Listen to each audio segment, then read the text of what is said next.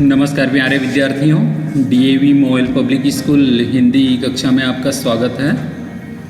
आज मैं आपकी कक्षा 8वीं में पढ़ाने जा रहा हूं हिंदी व्याकरण के अंतर्गत निपात। आइए जानते हैं निपात का वाक्यों में किस प्रकार प्रयोग होता है और यह क्यों आवश्यक है। तो सर्वप्रथम हम जानेंगे निपात किसे कहते हैं, निपात की परिभाषा, उनके उदाहरण और प्रकार को जानते हैं। किसी भी बात पर अतिरिक्त भार देने के लिए जिन शब्दों का प्रयोग किया जाता है उन्हें निपात कहते हैं। जैसे कोई बात है, उनको वजनदार बनाने के लिए, अतिरिक्त भार प्रदान करने के लिए, प्रभावशाली बनाने के लिए इन निपात शब्दों का प्रयोग किया जाता है। जैसे तक, मत, क्या, हाँ, भी, केवल, जी, नहीं, न, काश, ऐसे शब्द निपात कहलाते हैं। आइए जानते हैं उदाहरण के माध्यम से। जैसा कि आपको दिख रहा है यहाँ पर, तुम्हें आज रात रुकना ही पड़ेगा। अब यहाँ पर ही शब्द प्रयोग किया गया है। ही शब्द प्रयोग किया गया है, यह रुकना ही पड़ेगा वाक्य को जोड़ देने के लिए यह किया जा रहा है, इसलिए यहाँ पर ही प्रयोग किए गए। तुमने तो हद कर दी। अब यहाँ पर तो जो शब्द हमने प्रयुक्त किया है वह इस वाक्य को प्रभावशाली बना रहा है। तुमने हद कर दी, तुमने तो हद कर दी। इस प्रकार से यहाँ पर तो निपात शब्द का प्रयोग है।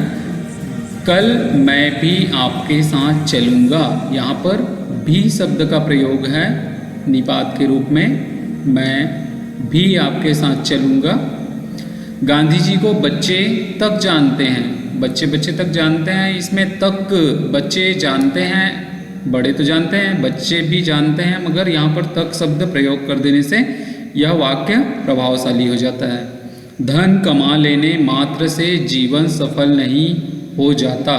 अब यहाँ पर मात्र शब्द हम प्रयोग करके वाक्य को प्रभावशाली बना रहे हैं। नीरव खाने के साथ पानी भी पीता है। हो सकता है वो दूध भी पीता हो, मगर यहाँ पर पानी भी पीता है। भी शब्द प्रयोग करके वाक्य को अधिक बल दिया गया है, वाक्य में अधिक बल दिया गया है। आइए जानते हैं निपात के प्रकार। निपात के 9 प्रकार होते हैं। सबसे पहला आता है स्वीकारात्मक निपात, स्वीकार करने वाला, जिसमें हाँ, जी हाँ, ये सब शब्द प्रयोग करते हैं। स्वीकार करने के लिए इनको हम आरंभ में लगाते हैं। जैसे किसी ने आपको पूछा कि तुम विद्यालय जाते हो, तो जी मैं विद्यालय जाता हूँ, या जी हाँ मैं विद्यालय जाता हूँ। आप घर जा रहे हैं, ऐसे जब कोई वाक्य पूछे तो वहाँ पर हम जी हाँ मैं घर जा रहा हूँ, ऐसे हम निपात शब्द का प्रयोग करते हैं। यहाँ पर जी तथा जी हाँ निपात के विशेष आदर सूचक स्वीकारार्थक उत्तर के समय प्रयुक्त होते हैं। तो इस प्रकार से पहला निपात के प्रकार में स्वीकारात्मक निपात आता है। आइए देखते हैं दूसरा नकारात्मक निपात। नकारात्मक मतलब जिसमें नहीं होने का भाव हो, जैसे नहीं, जी नहीं। जैसे कोई तुमको प्रश्न पूछता है कि तुम्हारे पास यह कलम है, तो आप कहेंगे नहीं, मेरे पास नहीं है, मेरे पास यह कलम नहीं है। ऐसे हम नकारात्मक शब्दों का प्रयोग करते हैं वाक्यों को बल देने के लिए, तो ये नकारात्मक निपात कहलाते हैं। तीसरा आता है निषेधात्मक निपात। निषेधात्मक मतलब मत। उदाहरण के लिए, आज आप मत जाइए, मुझे अपना मुंह मत दिखाना। ऐसे हम यहाँ पर पहले वाक्य में मत, आप मत जाइए, निषेध शब्द का प्रयोग से वाक्य को हम प्रभावशाली बना रहे हैं। मुझे अपना मुंह मत दिखाना, इसमें मत शब्द के प्रयोग से वाक्य में निषेधात्मक वाक्य प्रतीत हो रहा है। तो यहाँ पर मत शब्द का प्रयोग करते हैं। चौथा देखते हैं आदरार्थक निपात। आदर अर्थ स्पष्ट करने वाले, क्या, न। जैसे क्या से हम देखें, तुम्हें वहाँ क्या मिलता है, तुम्हें वहाँ क्या मिलता है, तुम्हें वहाँ मिलता है कुछ, ऐसे पूछ रहे हैं तो वहाँ पर क्या मिलता है। न शब्द का भी प्रयोग करते हैं आदरार्थक निपात के लिए। तुम अंग्रेजी पढ़ना नहीं जानते हो ना। ऐसे जब आदरपूर्वक कोई पूछते हैं तो ये न शब्द का प्रयोग और क्या शब्द का प्रयोग किया जाता है। आगे देखिए, पांचवा तुलनात्मक। तुलनात्मक जैसे अलंकार पढ़ते हैं आप में, उसमें सा से सी का प्रयोग करते हैं, तो यहाँ पर भी सा का प्रयोग करते हैं। जैसे वाक्य में देखे होंगे, सा तुम सा कोई लड़का नहीं है। दूसरा उदाहरण, इस लड़के सा पढ़ना कठिन है, क्योंकि ये लड़के जैसे पढ़ता है वैसा दूसरा नहीं पढ़ते हैं। इस कारण से यहाँ पर वाक्य में बल देने के लिए सा का प्रयोग किया जाता है।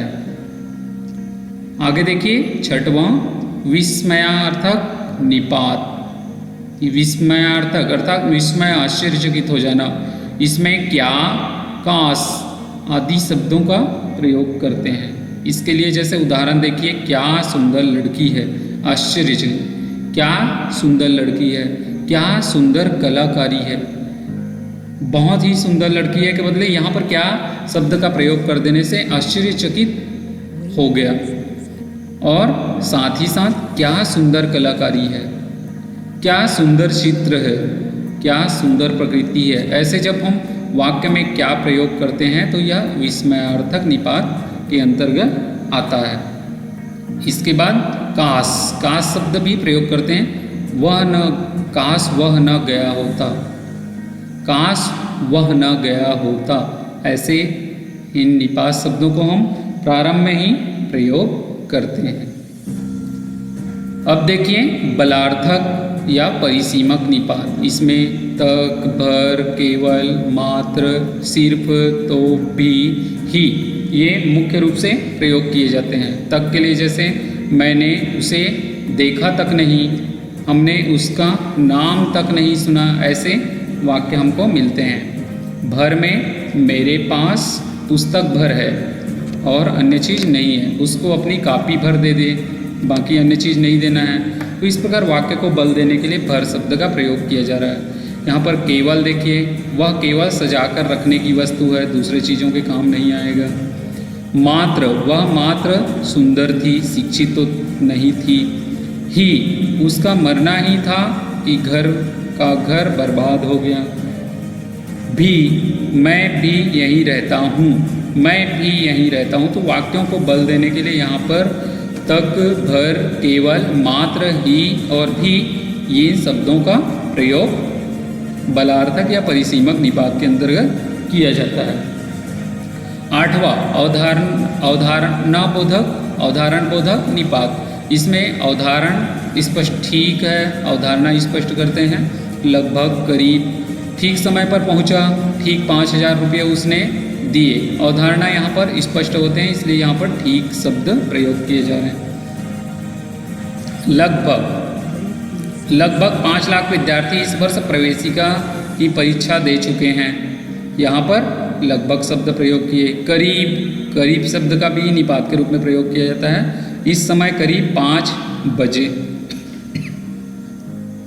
तो ये अवधारण बोधक निपात कहलाता है। अंतिम आदर सूचक निपात, जिसके लिए जी का प्रयोग करते हैं। जी, यह निपात व्यक्तिवाचक या जातिवाचक नाम, उपाधि तथा पद आदि को सूचित करने के लिए संज्ञा शब्दों के बाद प्रयोग किया जाता है। जैसे इंदिरा जी, गुरु जी, डॉक्टर जी, वर्मा जी, शर्मा जी, अनेक नाम से पूज्य पिताजी, माता जी, बहन जी, ऐसे जी शब्दों का प्रयोग आदर सूचक निपात के लिए करते हैं। आशा करता हूँ कि बच्चों आपको यह निपात अच्छे से समझ आया होगा। अब अभ्यास प्रश्न में निपात की परिभाषा उदाहरण सहित आपको लिखना है। आज के लिए बस इतना ही।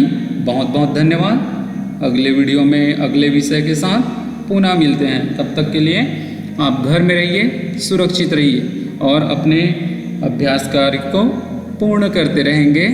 पूरा करके उनको रखेंगे और परीक्षा के लिए तैयारी भी करेंगे।